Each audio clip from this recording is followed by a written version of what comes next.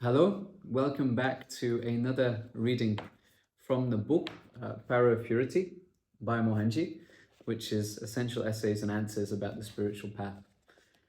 Today I'm going to read a section from the book which is about Kundalini. This is something that in spiritual circles is talked about quite a lot, and this is what's written in the book, which has been transcribed from one of the many talks that Mohanji has given on the topic. So Kundalini. Kundalini is supposed to be resting in the space between the anus and the scrotum for men and the space between the anus and the vagina for women.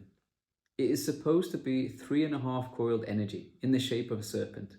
It is also considered as Shakti energy, which is of terrestrial nature.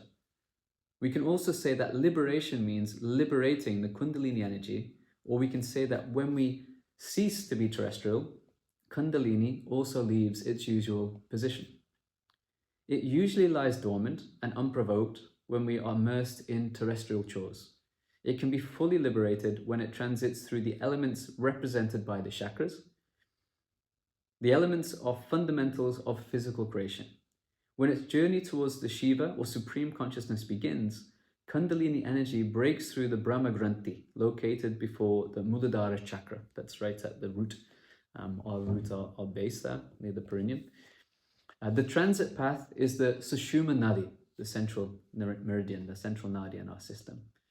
A transit continues through the root chakra, the Swadhisthana chakra, the Manipura tracta, each representing the earth, water, and fire elements retrospectively.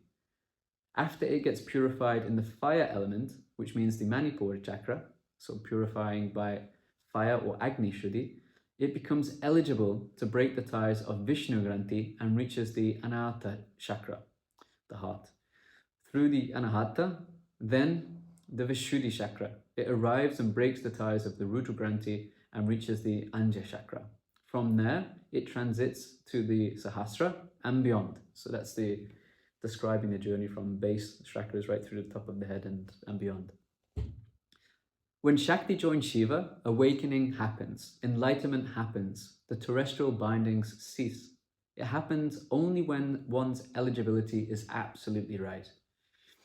When Kundalini energy transits through each chakra, it creates various feelings, delusions, and illusions. We have to keep to our spine and sadhana to overcome these delusions. So many samskaras will be liberated.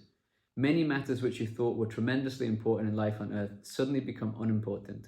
We may also lose interest in many aspects of terrestrial existence, including the urge for good food, sex, or relationships. In certain people, it's the other way around. They could have extreme sexual urges, extreme hunger, feeling of floating or dissolving, feeling of involuntary movements, feelings of telepathy, so on and so on. Just ignore everything and keep focused on your practice. Association with a master is a great blessing during these times. He will understand what you are going through and he will guide you further. So that's stressing the importance of a master during that transit. So there's a question here relating to Shaktipat. Does Shaktipat activate Kundalini? Kundalini activation is automatic when the path is clear. Usually there are energy clumps which block the free transit of Kundalini. These clumps are not always stationary, they keep moving. What we are doing is intense cleansing and purification as well as activation of Kundalini. We are preparing the path as well as activating the Kundalini through Shaktipat. If the path is blocked, Kundalini will transit through the wrong routes which could cause calamities.